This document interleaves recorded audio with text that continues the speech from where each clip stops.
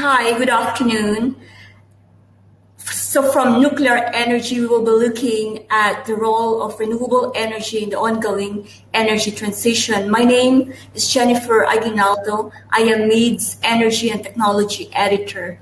I will be joined this afternoon by a senior executive with one of Europe's largest producers of carbon-free electricity and one of the major suppliers of nuclear power and gas. But before I introduce him, I would like to review a few notes regarding the renewable energy push in the Middle East and North Africa region. So there are about 10 to 11 gigawatts of solar and wind energy capacity installed across the Middle East and North Africa region. About half of that, or less than half of that, would be in the GCC countries.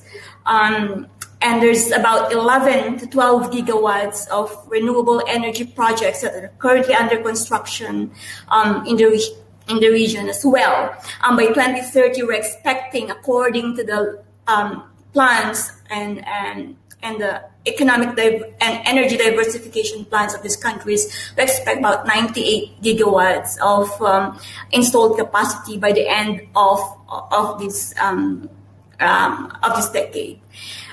There's also been a big push for green hydrogen. So we're seeing plans for about $4 to $7 billion worth of for projects requiring that much investments on green hydrogen and derivatives.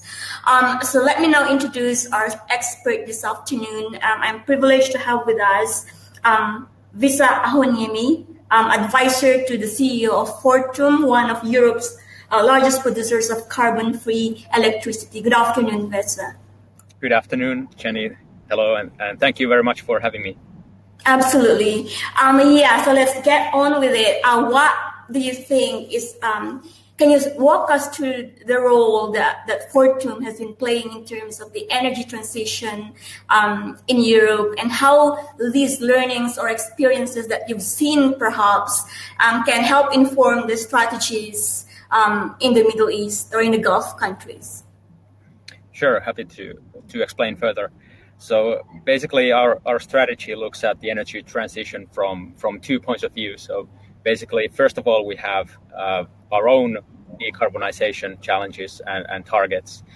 We aim to be carbon neutral by 2050 in the whole group, and of course that means that we aim to build a lot more clean electricity production, especially renewables.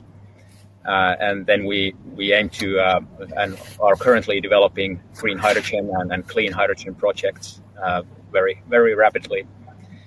So that's sort of one track, our own decarbonization. But we also see a lot of interest in industry, so within our customers or among our customers, to decarbonize. And one of our strategic priorities is to help our customers to reduce their emissions. Basically, that often means increasing efficiency, using our services, using electricity instead of fossil fuels, and then also increasingly using hydrogen instead of fossil fuels directly to decarbonize their operations. So basically, we decarbonize our own emissions and operations, but we also increasingly and more into the future help the surrounding society, the surrounding industries to also decarbonize. Excellent. Interestingly, Vesa, can you also, so from the Middle East, from the region where we sit or where Expo 2020 will be held, I think our first sort of acquaintance with Fortum would come through Uniper, which you've acquired, of course, last year, and which has signed an offtake agreement with one of the first green hydrogen projects in the region in Oman. Can you tell us a bit more about Uniper and what role will it probably play in the region over the short to medium term? Yeah, so Uniper is our subsidiary, and they are one of the largest natural gas companies in Europe. They also operate globally, so they have offices in the US, and in the Middle East and also in Asia. And one of their sort of core operations is trading of gas and operating as a midstreamer of gas. And of course, natural gas currently is very important, but we also recognize, and Uniper of course also recognizes, that in the long run, natural gas has to be decarbonized. So in that, with that realization comes the potential of things like green hydrogen and green ammonia. And Uniper has signed a memorandum of understanding with a green hydrogen project and a green ammonia project in Oman. And the purpose of that is to develop the capabilities of importing green ammonia from the Middle East to Europe. Because in Europe, we know that we will most likely need imports of green hydrogen and green ammonia, as well as producing it ourselves. So we see quite a big role in imports, including imports from the Middle East, given how great the solar conditions, for example, also wind conditions are in the Middle East. And that gives the potential of producing a lot of green hydrogen, of course, and then converting it to green ammonia for easier transportation. So basically, it play into Uniper's existing strengths as a gas trader and as a gas importer. Right. If we go back a little bit on your statement earlier, so Fortum aims to be carbon neutral by 2050, and I think by 2035 in its European business operations. Give us a view in 2035. How would the energy mix of your assets be like? I mean, I would suppose natural gas will still play a significant role by 2035. All the others like coal will then be phased out during this time frame. Is that correct? Yes, indeed. So the first priority is to phase out coal, of course, in Europe and more generally. When it comes to natural gas, the key is to understand that we can't just jump into the long-term future. We have to have a transition in between, and natural gas will play an extremely important role, and it is already playing an extremely important role in the European energy system that is decarbonizing already. So the trajectory is actually very positive in that. Right. Sense.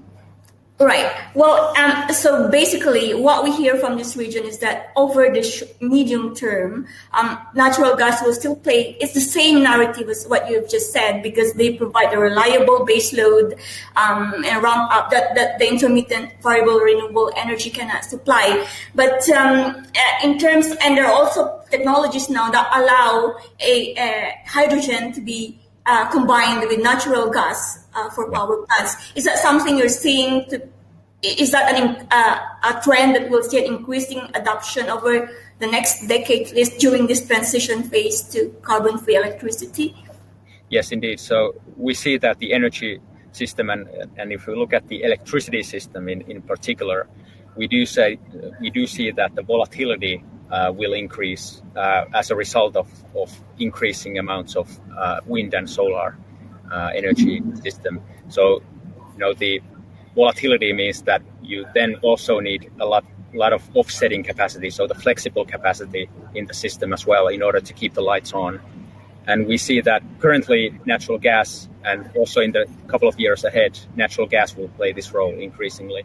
But of course, by 2035, we think that hydrogen will increasingly take this role. We already have, and Uniper has studies that are exploring the extent to which hydrogen can be injected into the current gas-fired power stations.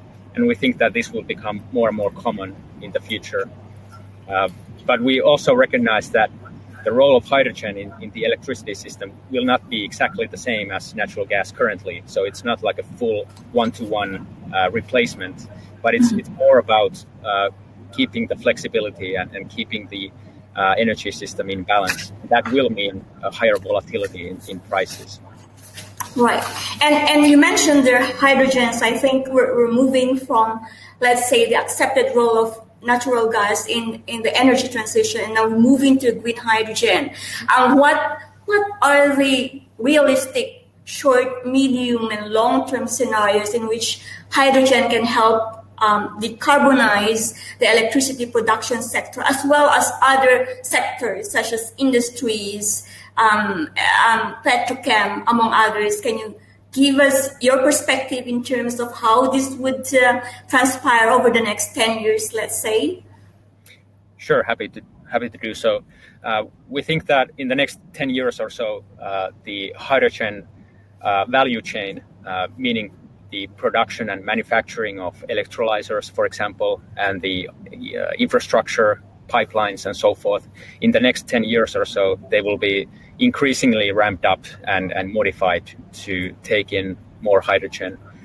So the ecosystem, if you will increasingly fast develop in the next 10 years or so. So by 2030, and certainly we think that by 2035, hydrogen will be a significant part of the energy system. And we also see that if we look at electrolyzer manufacturers currently, almost all of them are ramping up their manufacturing capabilities at the moment. So when you have larger production lines, when you have more production capacity, that typically and almost always means that the costs will come down. And that's very important for green hydrogen and electrolyzer supplies overall, because currently they are quite expensive, so it's not economical at the moment. But we do see that the learning curve and the higher production capacity will mean that the costs will come down, which is almost exactly what happened with solar panels in the past and wind turbines as well. So with scale, we see lower costs, and that will be very important. Right.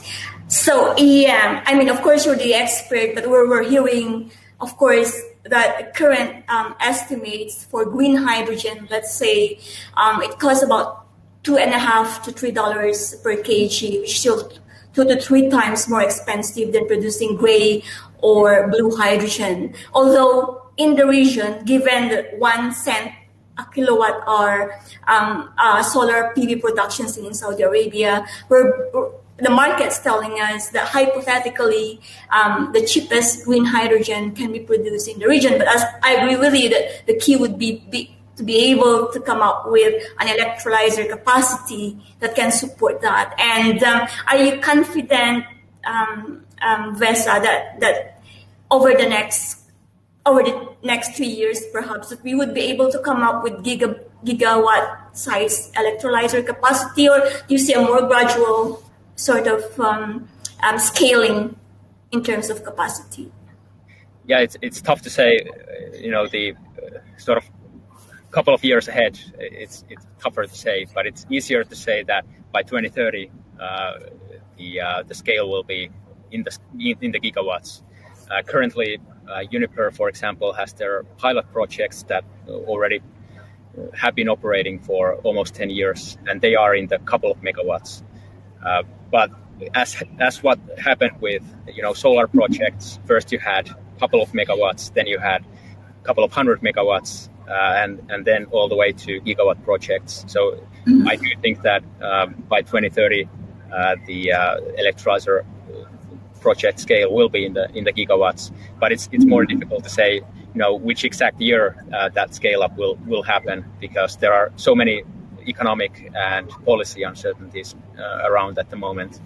But at the same time, we are quite confident that given the climate targets and given the policies and the general direction we are going, that the massive shift towards hydrogen will happen. It's just tough to give a individual year when that takes place, but certainly by 2030. Certainly. And also quite significantly in December, the UAE basically came up with a target to reduce carbon emissions, GHG emissions, by 23.5% in 2030, which is the first country, I think, in the region to do so. And hopefully the with the Glasgow summit coming up and the new IPCC report released, and that the other countries will follow with a commitment to cut their greenhouse gas emissions, and that will certainly help in the energy transition process. Now, I'd like to ask you, Vesa, what are your impressions, assuming, of course, that you've probably looked at the projects and the plans in the region in terms of increasing renewable energy share of the overall electricity production mix, among others. And you did say in a previous conversation that you don't expect countries to follow the same path within the same pace, but hopefully we'll all get there. Can you talk us a little bit about what you think will happen over there? Sure. As you said, and as we discussed, I think it's very important to recognize that even though the technologies and the means of reducing emissions will most likely, we think, will be quite similar across countries, but the pace at which countries develop towards the carbon neutrality goals and so forth, the pace will not likely going to be the same. So we do see already in the countries we operate in, which include countries like India, Russia, and then, of course, the European Union. Those countries are already very different in terms of the capacity to invest and the capacity of policy making and so forth. But the key issue is that you have to have the right direction. So you have to have the building blocks in place. So increasing renewable energy, electricity, increasing in many cases nuclear is an option as well. So we do see that even though the pace will not be the same, I think the means of using clean electricity, increasing the share of electricity of final energy demand, using hydrogen to replace fossil fuels in many use cases, those means will largely be the same across countries. It's just the pace at which countries develop and move forward that will vary. Right. We've got a question here, which is quite relevant to the point that we're currently discussing. Has Fortum got green hydrogen plants or projects, and how big are these? And if yes, has Fortum considered to use hydrogen as an energy storage to balance power generation fluctuations in the future? Yes, indeed. We have something like 10 projects overall in Europe advancing. They are in slightly different phases at the moment, but what I could say overall is that typically the scale if you look at projects that would go into execution in the very near future, they are typically in the tens or maybe at the most 100 megawatt scale of electrolyzer capacity. But we certainly have a lot of ambitions as well in the very long term, but currently the projects are in this scale. Typically, we partner with industrial companies like chemical producers, for example, and develop ways to produce hydrogen without emissions for their use. So they would use the hydrogen to replace oil, replace maybe coal, and so reduce their own emissions. So we are aiming to help our customers as well as reducing our own emissions. As for the using hydrogen as a balancer for the electricity system, we have made studies through with our subsidiary Uniper that look into using their existing salt cavern gas storages for hydrogen. So you could use the current natural gas storages for also storing hydrogen in the future.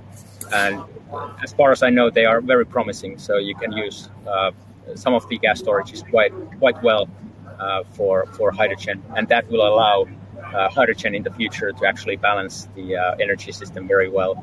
Similarly, as natural gas is balancing energy system currently. So it's a very, very promising area. And certainly, if we look at the long-term future with hydrogen being an integral part of the energy system, we will need storage as well. And storing hydrogen is not super easy. It's not as easy as storing natural gas. So we are certainly happy that we have the future capabilities of storing hydrogen as well. Right. It's interesting that you've mentioned about 10 projects in Europe. Are you able to share? So in the Middle East, there are a lot of plans, but so far, apart from the Hyport Duqm, which is a joint venture between the state-backed OQ in Oman and DIMI, Belgium's DIMI, we have not really seen further offtake agreements signed, and therefore projects reaching financial close so far. Are you able to share to us what are the key points that investors are looking at to sign up the green hydrogen project? If you can share that. Yeah, well, as far as I can share, they are projects where you have typically an industrial customer who wants to be a forerunner in their own field in reducing emissions. We certainly recognize that developing hydrogen projects without an off-taker, without an industrial off-taker, is extremely difficult because you don't have the infrastructure in place. It's very different from developing solar and wind projects because you have the electricity system where you can put the electricity in. But with hydrogen, you don't have the system in place. So you need an industrial customer who is willing to pay for the hydrogen you produce, and that's certainly a challenge. And it's also one indication or one reminder that the energy transition is not just about individual companies, producing energy in cleaner ways, but really what the energy transition is about is cooperation between energy producers and energy consumers. And I think the hydrogen area is an excellent showcase in this, that you have a company that is very efficient in producing energy, for example, and then a industrial company, for example, or a transport company. You could have a heavy transport or a shipping company and so forth that is willing to perhaps take a bit of risk in investing in a new technology, but at the same time be a forerunner in their own area of operations.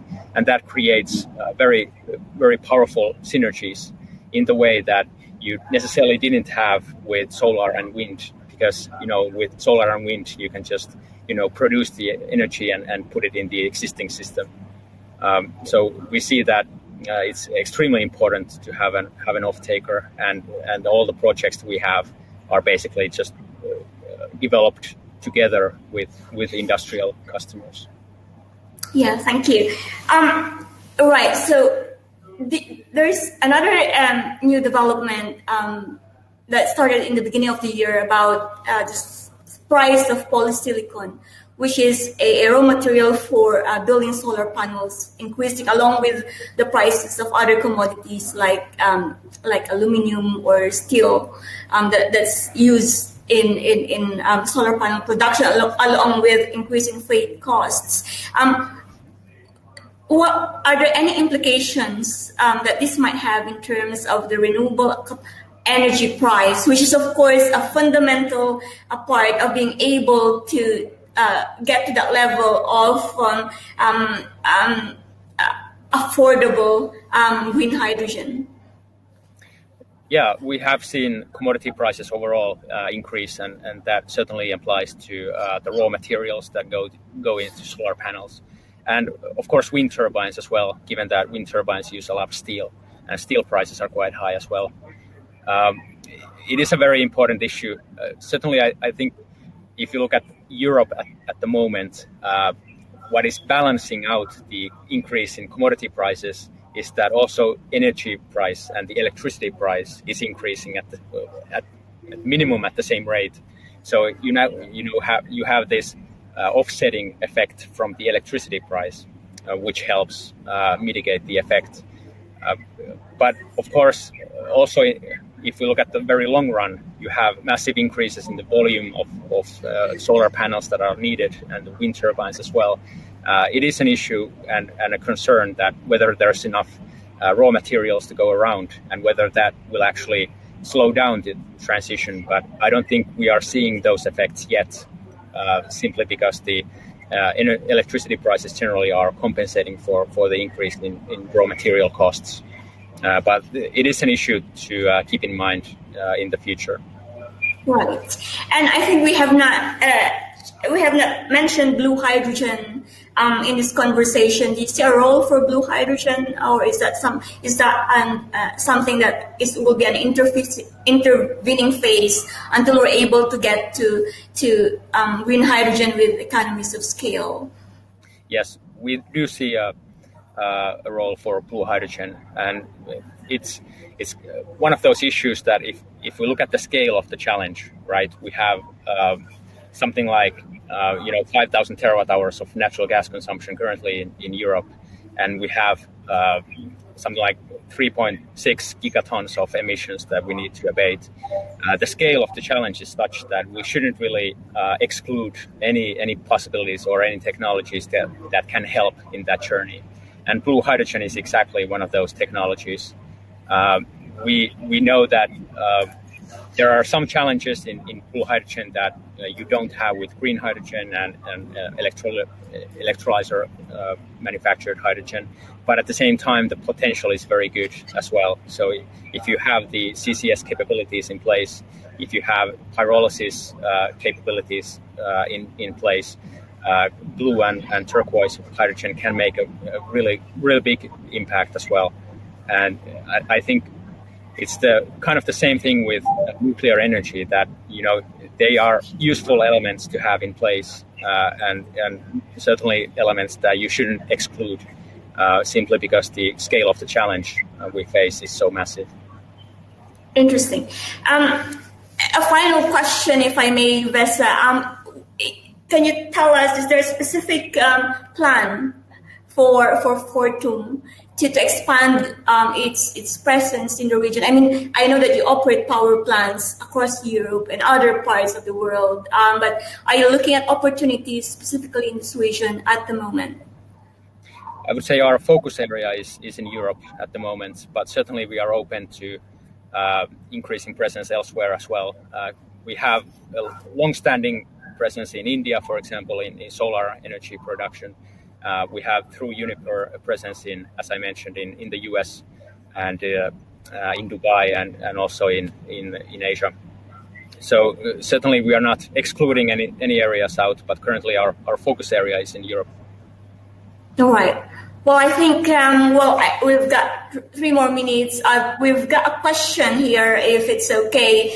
Based on your experience, what are the utilization rates of wind energy and solar energy nowadays in comparison to maximum theoretical power? I think it's an excellent question. Sure. Yes. So it depends a lot on where you are. This is one of the trends that we are seeing. The more wind and solar energy you have, more capacity you have, the more different the projects are. So in the beginning, you would only develop the very top end of the project. So you would have utilization rates relatively high compared to what you now have in the new projects. But, for example, with wind power in the Nordics, you have utilization rates of maybe 35%. But then if you move to maybe some areas in Europe, in continental Europe, you might have only 20% and so forth. So the variance is very high. And that also translates into costs as well. And it's the same thing with solar, but, vice versa. So in the Nordics, you have solar utilization of maybe 10% or so. And then, of course, a lot more the closer you get to the equator. But that's sort of the rough scale we are operating in. But all this will have to be taken into account when you're financing a project and so forth. And the good thing is that the utilization rates, they may vary a little bit with technology and so forth. But of course, the wind conditions in a particular place, they don't really change that much. So you kind of know what you're getting in any case. So it's not a big risk. Great. Well, I think that's all we have time for, Vesa. It's been a pleasure having this conversation with you. And thank you so much, everyone, for your questions and for tuning in. Hopefully, this Q&A with Vesa has helped you and hope to see you in the expo next month. Thank you very much. Thank you.